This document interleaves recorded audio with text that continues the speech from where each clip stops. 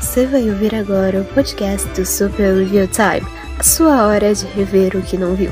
Acesse superreviewtime.blogspot.com.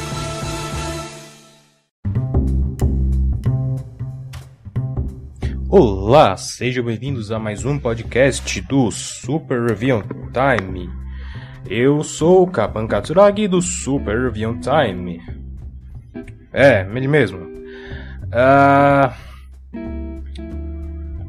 Eu acho que isso é um Kapan Comenta ou é só uma resenha normal, eu já não me importo mais tanto. Eu vou abandonar o sistema de numeração, né? Melhor. Esse é o Kapan Comenta sem número mais, porque, né? Não faz diferença você ouvir o podcast na ordem ou não. E hoje vamos conversar um pouco sobre o Rei da TV.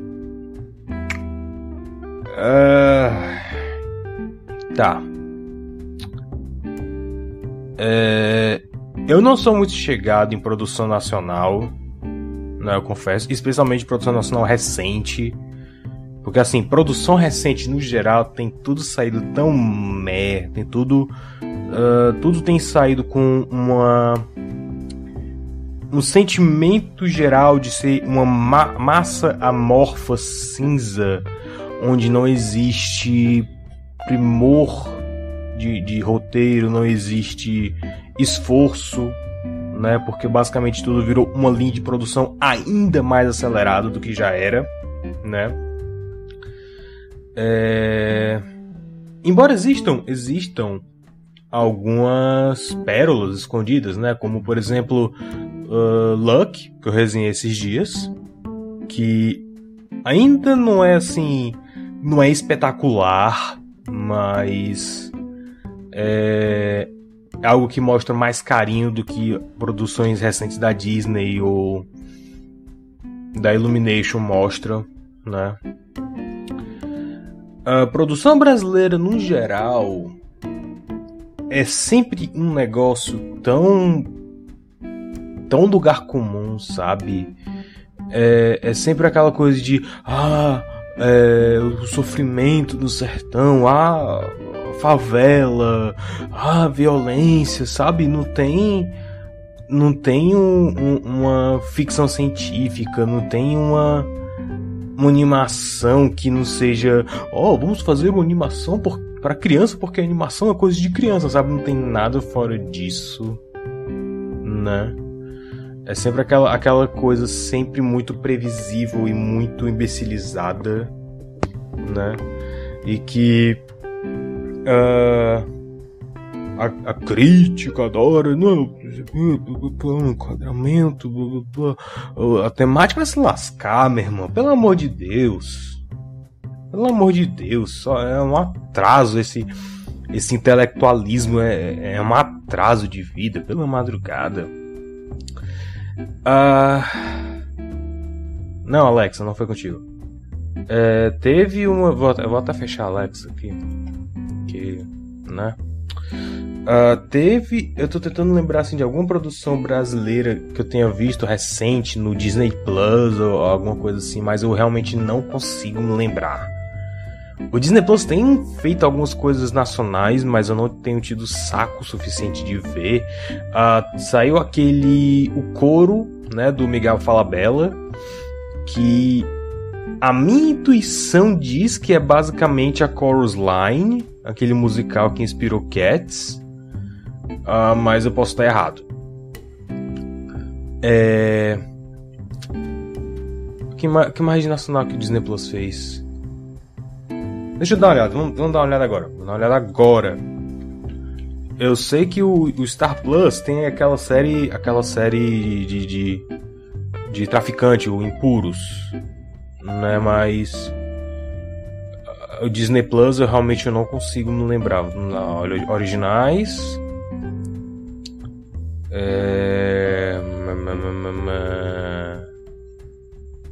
Tinha uma seção que era favoritos do Brasil, não era? Cadê? Coro, tá aqui.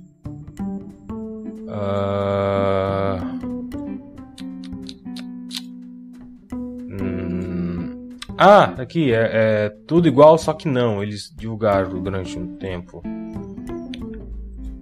Tá vendo? É só essas coisas... Eu acho que não teve mais nada. Eu não... Tá tendo esse grilo, tá... Não tava acontecendo nada. Eu parei pra gravar e o grilo começou a piar ali. Coisa... Não, abuso.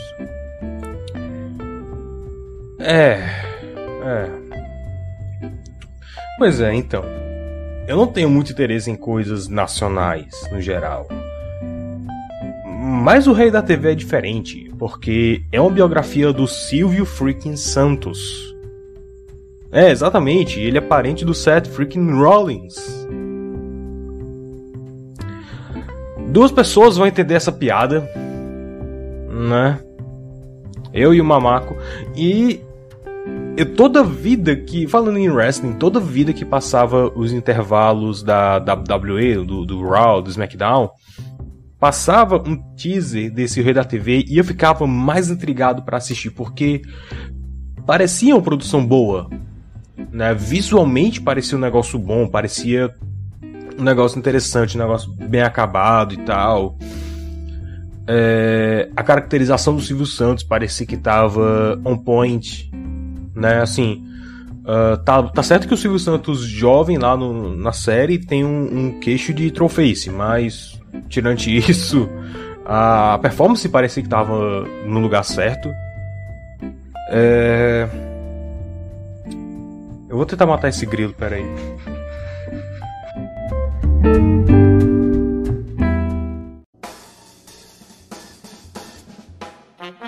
Você está ouvindo o podcast do Super Review Time. Acesse superreviewtime.blogspot.com.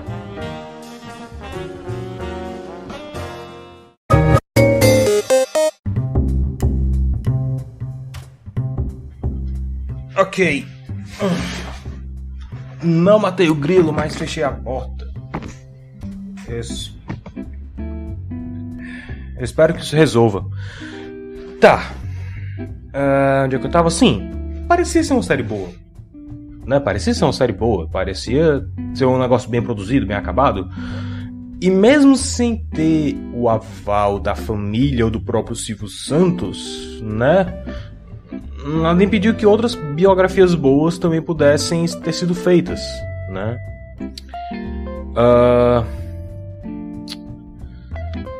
Não é esse o caso. Não é esse o caso. Tá, vamos começar do começo. A série O Rei da TV começa numa narrativa meio Once Upon a Time, né? Mostrando um pouco do passado e do mais passado ainda, né? A série se passa em dois períodos, um que o Silvio Santos é jovem e um que o Silvio Santos já é velho, né? Um é nos anos por volta dos anos 70, né? E o outro é em 1988, quando o Silvio já estava velho e estava fazendo o SBT e tal. O Silvio Santos jovem vai mostrar o Silvio Santos jovem, né? Começando a carreira de camelô, depois era pra mostrar ele na rádio, mas não mostra, mas eles mencionam que ele foi pra rádio, depois um circo itinerante, até conseguir o programa dele na Globo, o lance lá com o Baú da Felicidade, né, de como ele transformou o baú no sucesso. E a timeline mais recente, dos anos 80, vai vir a partir do Silvio Santos, na época que ele arrisca perder a voz, né, e tem que fazer uma cirurgia nos Estados Unidos e blá blá blá. Mas no papel soa muito bom. No papel, eu descrevendo assim, soa ok, faz sentido. E até assim, as batidas narrativas que eles seguem no geral não são ruins, não é uma escolha ruim, porque a série vai traçar vários paralelos da primeira esposa do Silvio Santos com a segunda, né, a Cidinha, e a Iris, que é a atual. vai traçando vários paralelos de como ele trata as duas, de como elas tratam o Silvio, com a mentalidade do Silvio em cada uma das épocas. Então, esses paralelos são interessantes, né? A princípio. A caracterização também tá boa, né?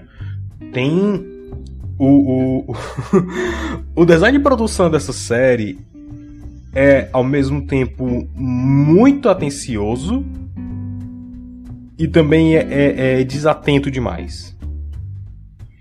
Como assim? Quando eles mostram a moda das épocas, quando eles mostram os carros, os prédios e tecnologias e tal, é muito bem feito. Você realmente consegue se sentir imerso naquilo, né? E ao mesmo tempo que muita coisa eles acertam em termos de design de produção, em termos de emular uma certa época, né? E a estética e a moda e tudo mais,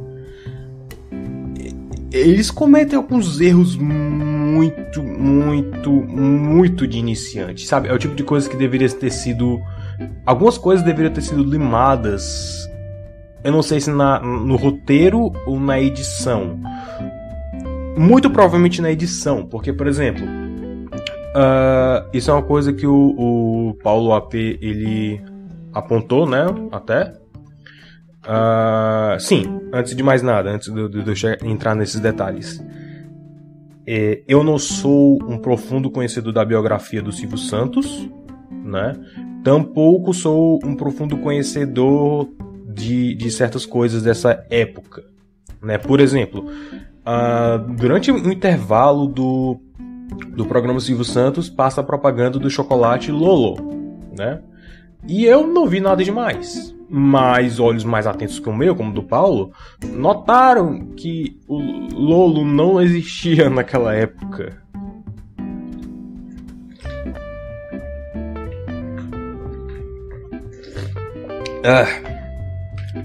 Tá muito quente aqui em Fortaleza, pela madrugada.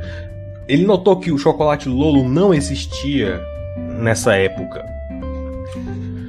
E agora, o que eu notei é que algumas logos não pareciam assim, sabe? Não pareciam estar no lugar.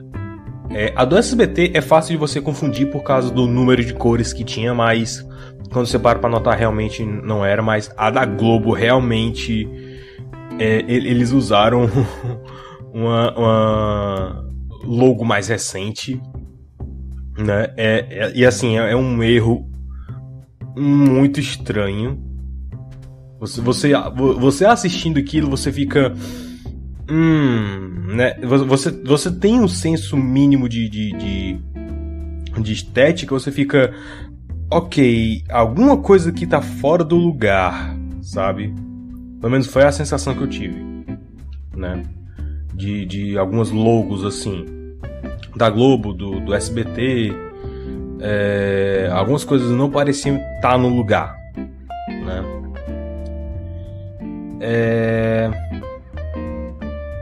Que mais? Figurino, ok. Ambientação, ok, exceto por esses detalhes. Deve ter tido mais coisas que eu deixei passar porque eu tava muito mais impressionado com o roteiro que... Puxa vida. Puxa que puxa. Ai. Tá. Como eu disse, eu não sou um profundo conhecedor da biografia do Silvio Santos.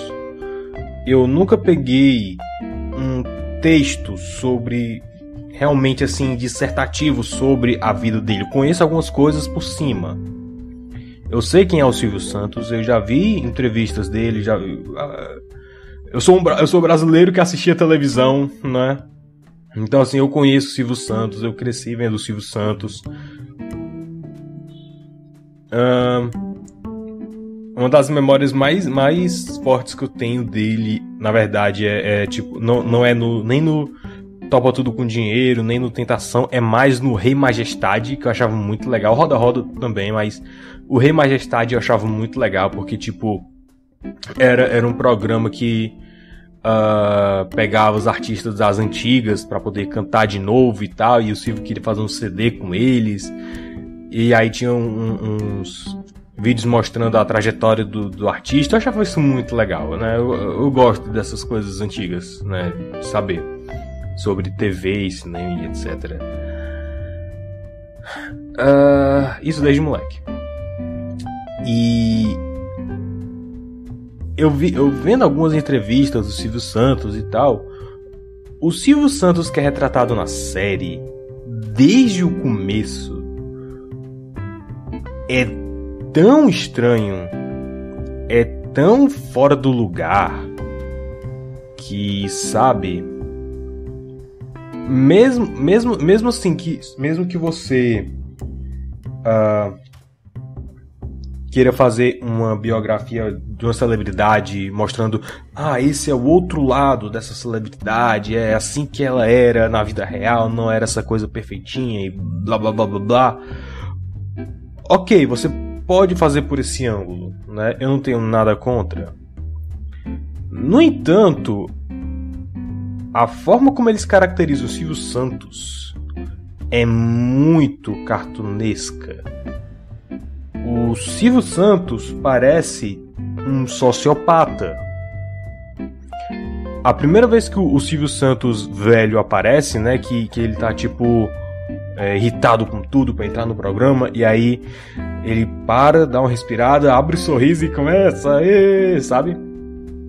É muito, é o tipo de coisa assim que te chama a atenção, porque mesmo que você queira ir por esse ângulo de que é a celebridade na vida real e não é exatamente igual como a gente vê nas câmeras, ainda assim é muito exagerado, sabe? O melhor exemplo, e eu acho que eu vou usar esse exemplo durante boa parte desse podcast, que é o que mais fresco na minha mente, o filme Save Mr. Banks, né? No Brasil é o Walt nos bastidores de Mary Poppins, que é um título imbecil, mas eu divago. A forma como esse filme retrata, por exemplo, o próprio Walt Disney ou a P.L. Travers, é uma forma muito verossímil, sabe? Não só da forma como a gente via eles nas câmeras, até porque a P.L. Travers a gente não tem tantos registros como tem de Walt Disney, mas é uma forma assim muito mais crível, mas ao mesmo tempo é fiel, né, o que a gente conhece. Quando eles foram fazer Mary Poppins, a P.L. Travers fazer questão de gravar todas as sessões, né? Então a gente tem muito desse material gravado dela. Então muito disso foi usado na atuação dela. Então, para quem conhece minimamente o material, você vê a atuação da Emma Thompson, você diz, ok, é condizente, né?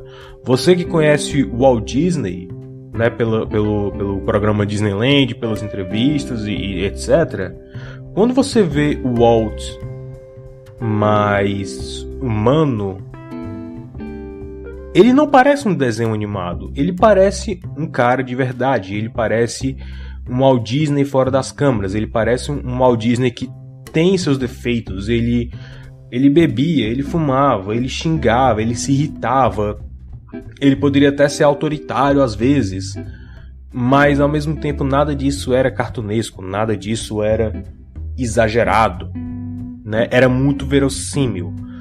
No caso do Silvio Santos, do Rei da TV, ele parece o Homelander do The Boys.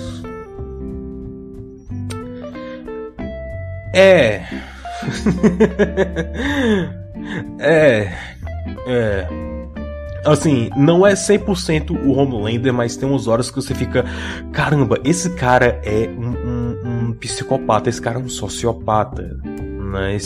Esse cara não é um herói, né? É ruim até assim para a própria narrativa, porque você não consegue nem torcer por ele, você não consegue ter não consegue se engajar para torcer pelo personagem baseado numa pessoa real, o que é muito estranho.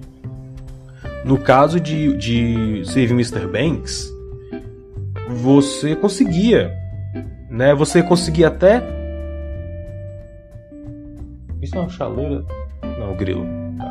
Você até conseguia, assim, entender por que a P.L. Travers era tão amarga como era, né? Você consegue entender de onde vem todo esse rancor, essa amargura dela, né? Os traumas de infância e tudo mais. O Silvio não. Tanto ele velho como ele novo, ele parece alguém completamente detestável, né? E não tem assim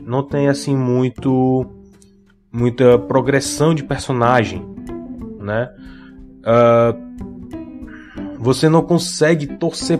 Cara, por exemplo, eu não duvido, né? Eu realmente acredito que o Silvio Santos legitimamente amava a primeira esposa dele. Ele escondeu a esposa, né, da mídia.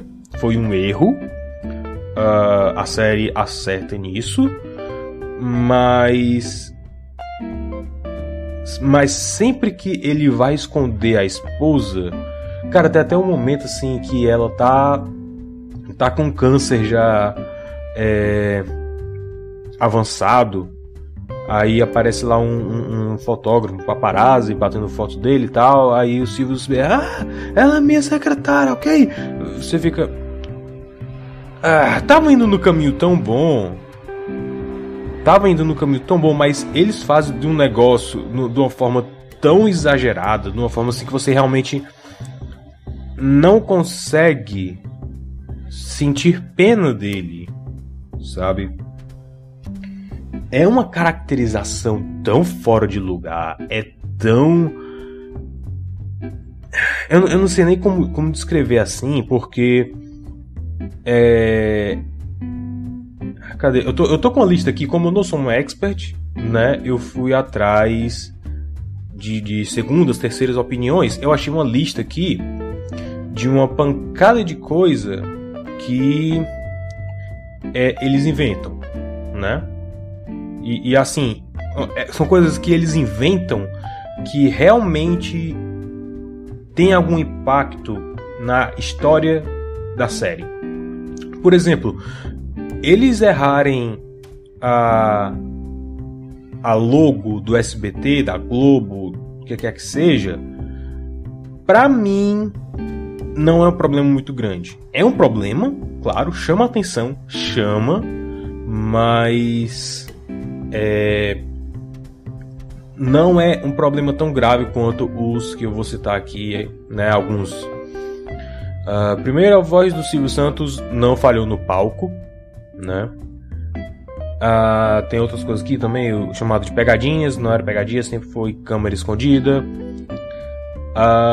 Mas esse momento não aconteceu no palco, não aconteceu durante o programa Silvio Santos, né? O fato dele não conseguir falar.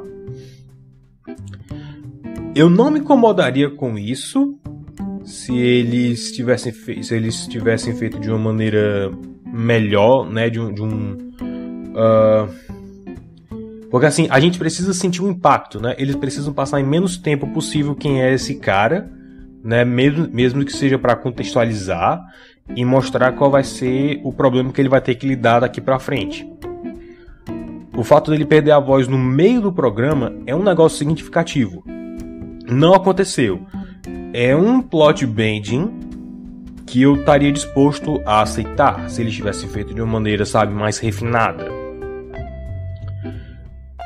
Eles se tratam em Boston, não em Miami, tal, whatever, blá blá blá. Malandragem do baú da felicidade. Esse foi um dos erros que, mesmo na série, eu sem ser familiar com a história de vida do Silvio Santos, eu fiquei... Ok, tem alguma coisa muito errada aqui, né? É o tipo de coisa que eles alteraram pra fazer, eu acho que pra fazer o Silvio parecer melhor do que ele realmente é. No sentido de que... Qual é a história? Na série, né, o pai do Carlos Alberto de Nóbrega, né, o Manuel de Nóbrega, ele tinha ele tinha uma empresa que era o Baú da Felicidade. A galera pagava o carnê todo mês, no final do ano ganhava um baú de brinquedo para as crianças, né? Só que tava dando prejuízo, né? E aí o Manuel, que era da rádio, trabalhava com o Silvio Santos, disse: cara, toma essa papelada aqui, o escritório fica aqui, vai lá e fecha tudo, né? Aí o Silvio Santos chegou lá, aí tinha uma mulher lá que implorou pra ele não fechar, porque era a única alegria que as crianças dela tinham, e o Silvio ficou tocado. Aí ele disse: ok, eu não vou fechar o baú. E aí, tipo, ele continuou rodando o baú pelas costas do Manuel da Nóbrega, vendendo o carnê do baú no circo itinerante dele e tal. E ele fez o baú virar um sucesso. Não foi assim que aconteceu. O que eu lembro de ter visto em outro vídeo do YouTube era que o Baú da Felicidade era um negócio, uma sociedade do Manuel da Nóbrega. Se você que está ouvindo isso tiver souber mais do que eu, por favor, me corrija. Eu peço isso, né? Até para eu poder me corrija. Eu vou pinar seu comentário aí se for no YouTube. Mas me corrija aí se eu disser alguma besteira, certo? Eu não sou um perito em Silvio Santos. Mas pelo que eu ouvi, o Manuel da Nóbrega tinha esse negócio do Baú da Felicidade com um empresário alemão. E aí depois o Silvio entrou, o empresário alemão saiu do negócio, e o Silvio fez o negócio virar um sucesso e comprou a parte do Manuel da Nóbrega, né? O Manuel da Nóbrega não queria mais o baú, né? Ele incentivou o Silvio Santos a ficar com o negócio, que já estava dando certo. Quando eu vi isso, eu fiquei, ok, isso parece ser muito aquele bending, né? Pra fazer o Silvio Santos parecer mais aquele investidor agressivo, com um tino especial para os negócios e tal. Aquele instinto. Até porque isso vai ser lembrado depois, lá pro final, né? Quando o Silvio vai pegar a concessão para abrir uma emissora de TV. Que ele chama o Manuel da Nóbrega para ser o gerente de programação. E o Manuel: não, eu tô velho e tal. Aí o Silvio Santos diz: cara, lembra quando você queria fechar o baú e eu fiz o negócio render? Eu tô com a mesma intuição, né? Então eu acho que eles queriam fazer realmente o Silvio parecer um empresário melhor do que ele realmente. Não que o Silvio não seja um excelente empresário, mas parece mais aquelas coisas que se conta sobre Davy Crockett, sabe? Que ele lutou com um urso quando tinha 2 anos de idade. É a mesma coisa. Outra coisa também é que a piada do bambu não foi a causa para o Silvio ser censurado pelos militares. De fato, ele nunca foi censurado pelos militares, né?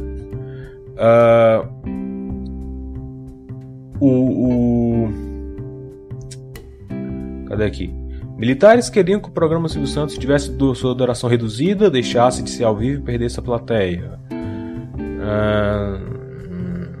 O apresentador teve que mandar uma carta ao ministro das Comunicações apelando para que essas mudanças não fossem feitas. Apesar disso, eu estou lendo aqui o artigo do Na Telinha.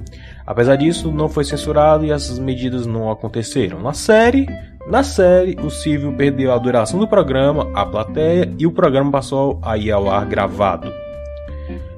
Até onde eu sei, o programa Silvio Santos sempre era gravado, né? Nunca foi ao vivo. A Iris também nunca assumiu o SBT enquanto o Silvio estava fora, né? Outra aqui, salários nunca foram atrasados. Tem um ponto da série que os funcionários do SBT reclamam que os salários estão atrasados, que a empresa está com muita dívida, né? A Hebe foi ao público uma vez para dizer que nunca foram atrasados salários. Os caras pensam que é a Manchete.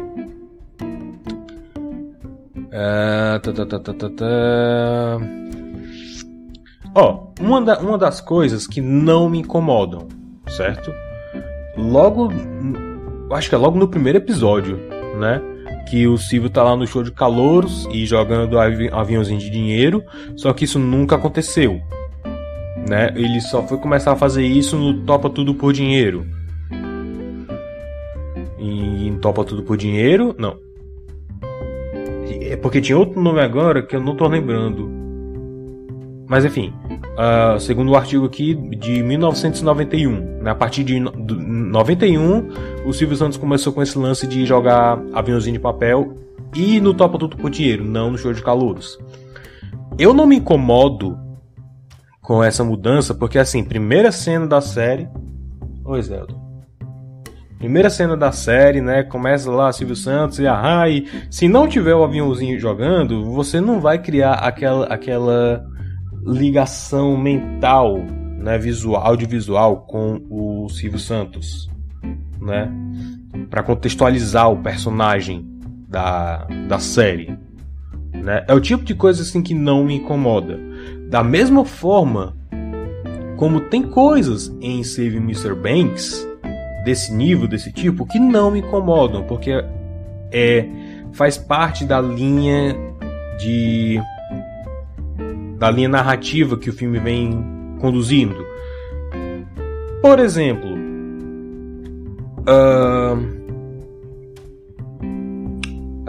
o fato de que a P.L. Travers, na vida real, a P.L. Travers foi para os Estados Unidos para participar das reuniões de pré-produção de Mary Poppins. Ela já foi com o contrato assinado, né? No filme Save Mr. Banks, ela vai sem assinar o contrato. Ela só vai assinar o contrato quando ela vê que o negócio está bem encaminhado. Essa é uma alteração que não me incomoda, porque cria um drama, uma expectativa, né? É uma regra do jogo para a própria história poder funcionar e andar. Se ela já tivesse ido com o contrato assinado, não teria drama, não teria stakes para a história desenrolar. O Walt Disney pegar o avião para ir até Londres para poder conversar pessoalmente com ela, quando na verdade foi uma ligação, dramaticamente funciona melhor, mas eu acho que tem uma forma, eu acho que teria uma forma melhor de fazer isso e ainda se até a realidade, mas eu divago.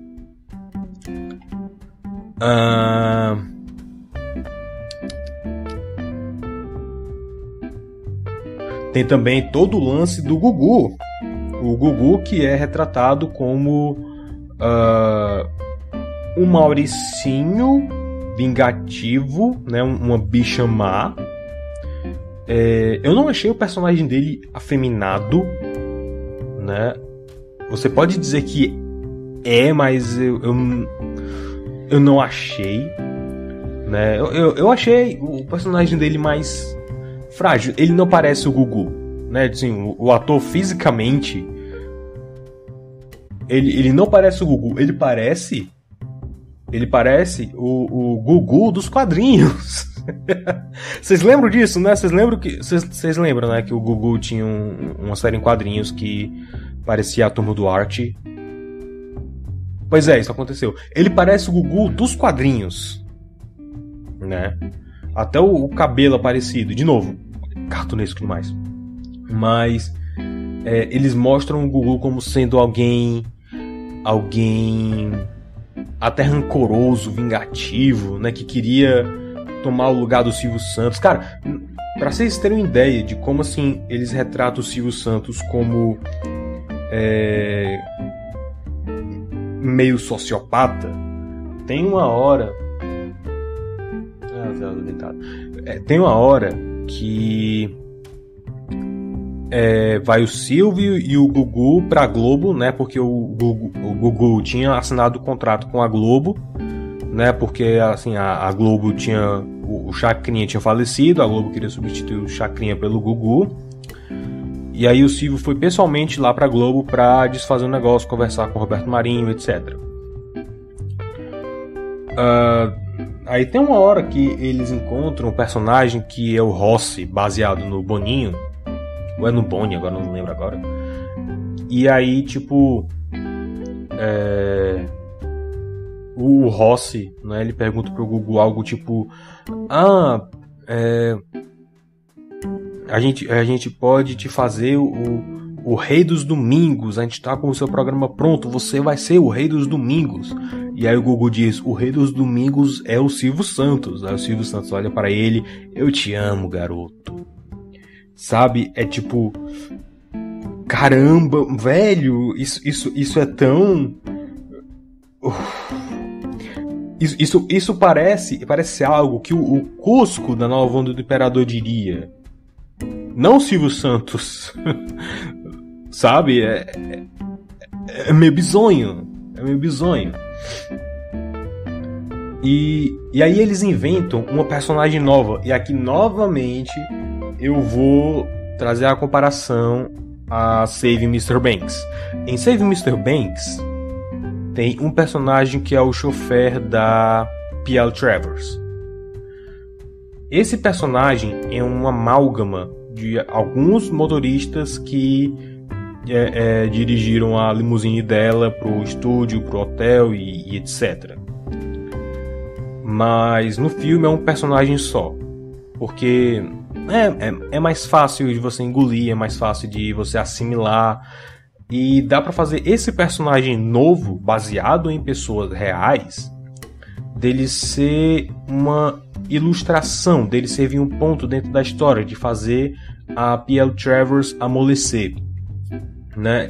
De fazer ela chegar totalmente amarga e sair de lá um pouco mais amável, digamos assim, né? Porque ela vai conversando com ele, vai perguntando sobre a família dele. Cara, tem um diálogo fantástico nesse filme, que é tipo... Califórnia, né, você sabe, muito quente. E ela, londrina, né, acostumado com frio. E aí ela... É a Zelda lá. E aí ela entra no carro, né, e fica... que saco, eu odeio calor.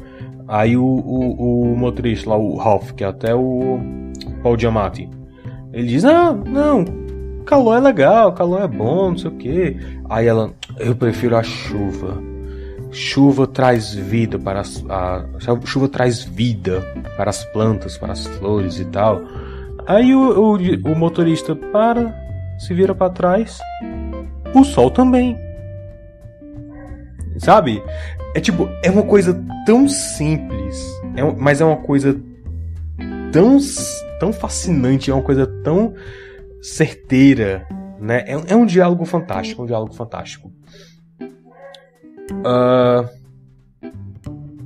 Pois bem, no Rei da TV tem a Cleusa. Quem diabos é Cleusa? Ela é literalmente uma personagem criada para compor uma cota.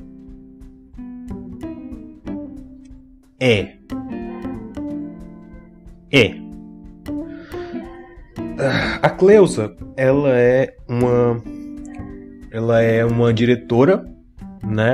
Diretora / produtora do Silvio Santos. E ela é negra. O Silvio Santos jovem tem uma hora lá que ele tinha um produtor lá acostumado, né? Zelda, por favor, cala a boca, só um pouquinho. Ele tinha um produtor lá, né? Demitem o produtor e contratam a Cleusa no lugar. E aí ela se apresenta: não sei o que, eu sou a Cleusa, sou a produtora nova. Aí ele: tá, chama o produtor antigo que eu preciso dele fazer as coisas aqui. Aí ela: não, mas eu sou a produtora nova. Aí ele olha pra ela assim: desculpa, minha filha, é porque eu não sei se você vai aguentar o tranco aqui, né? Muito trabalho, é um serviço muito pesado e tal. Aí ela olha pra ele e diz: por quê? Porque eu sou mulher? Porque eu sou negra? Ou porque eu sou os dois?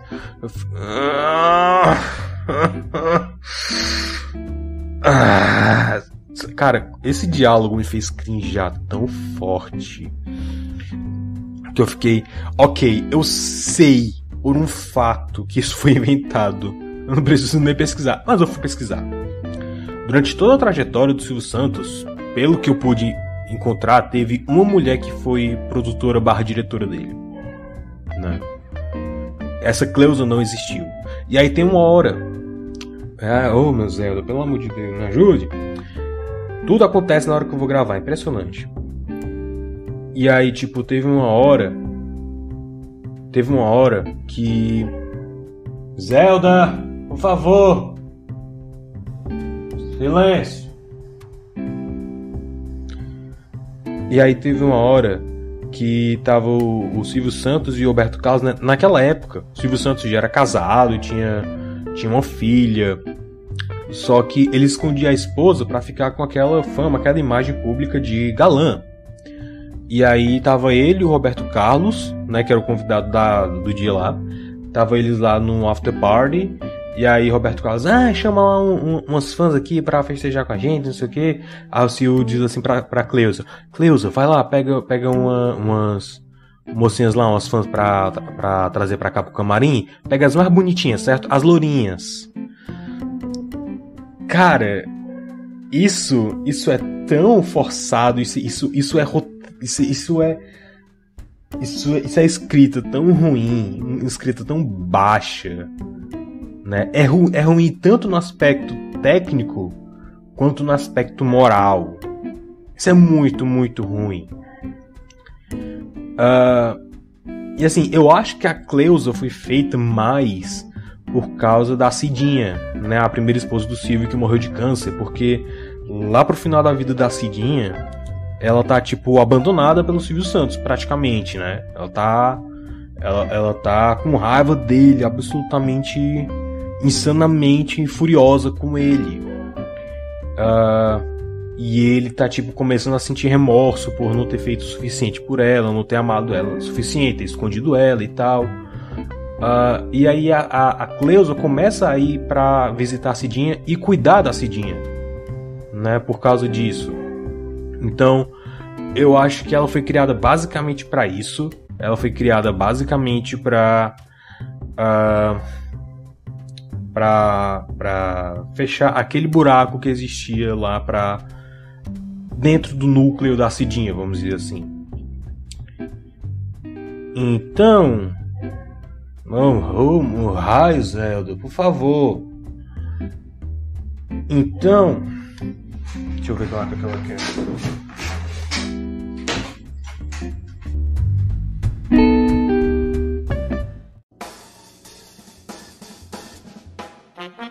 Você está ouvindo o podcast do Super Review Time. Acesse superreviewtime.blogspot.com.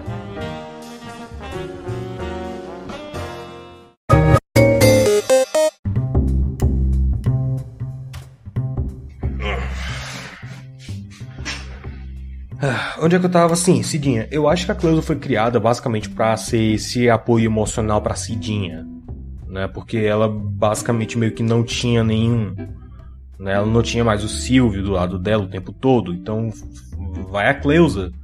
Vai a Cleusa, que é a mulher negra empoderada que não se curvou a homem nenhum. E sim, cota, porque toda produção pós 2020.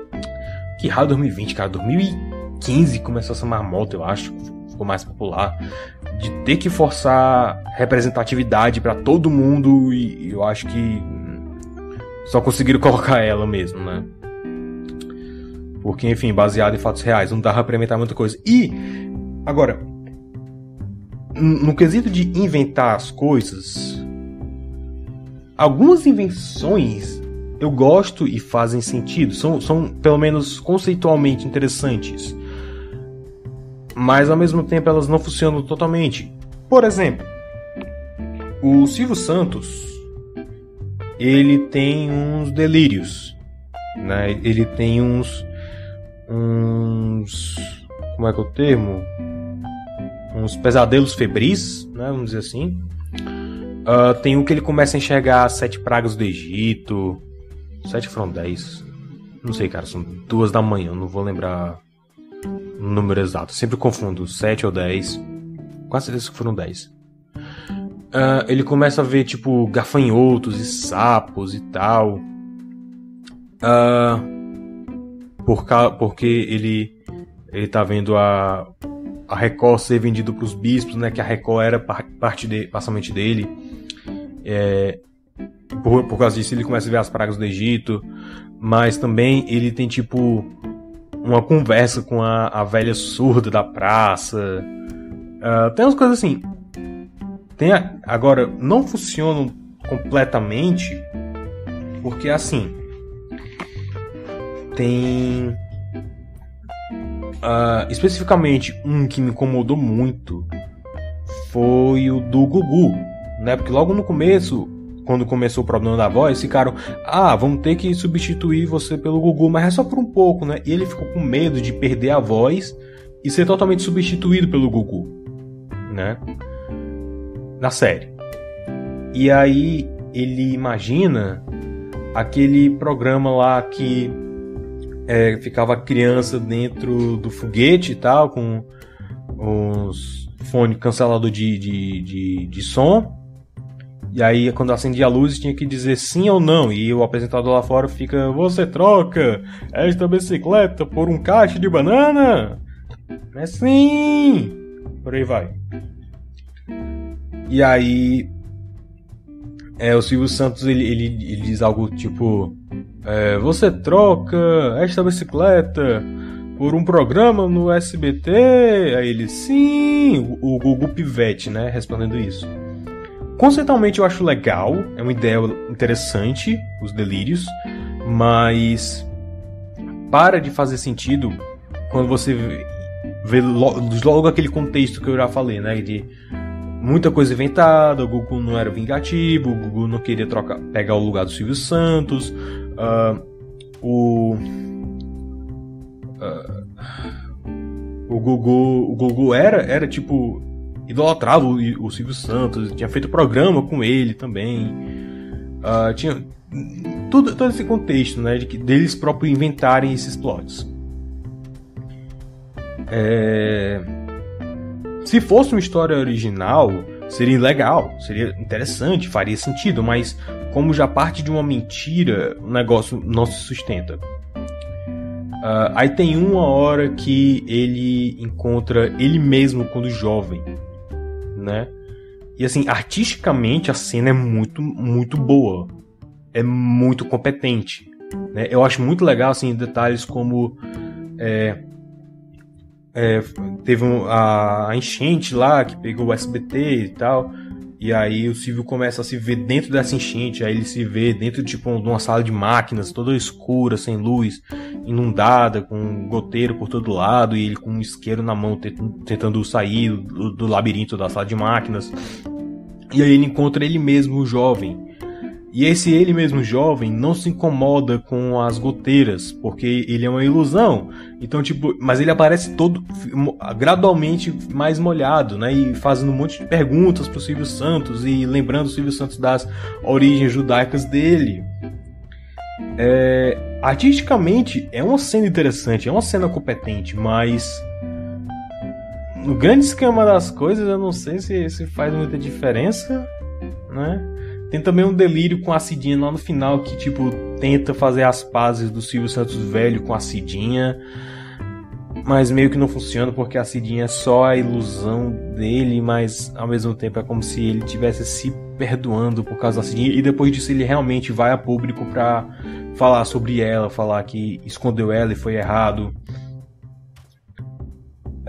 Então tem essas coisas. Sim, outra coisa também agora que eu percebi, depois disso eu fui ver um pouco desse pedaço, né? Porque esse pedaço final, ele foi baseado num evento que realmente aconteceu, né? O Silvio Santos realmente foi na TV e tal, falar que quase perdeu a voz, que escondeu a Cidinha, etc. E aí é quando você realmente começa a comparar, que assim, o cara que faz o Silvio Santos velho, alguma coisa Tchá no seu nome dele, né? Ele parece o Silvio Santos velho, Só que ele parece o Silvio Santos velho dos anos 2000 pra frente.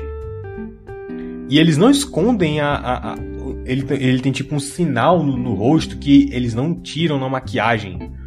Que assim, é a coisa mais fácil do mundo de tirar, sabe? É meio estranho, é meio estranho. A performance dele é ótima como Silvio Santos, mas assim, ele não é o Silvio Santos dos anos 80. Mas não é mesmo. Não é, ele tá mais gordo, ele tá mais velho, é muito estranho. Não bate. Que mais? Mais alguma coisa aqui que eu tenho esquecido? Eu acho que é isso. Mas então, meu veredito sobre o Rei da TV. Não. Só não, cara. Não.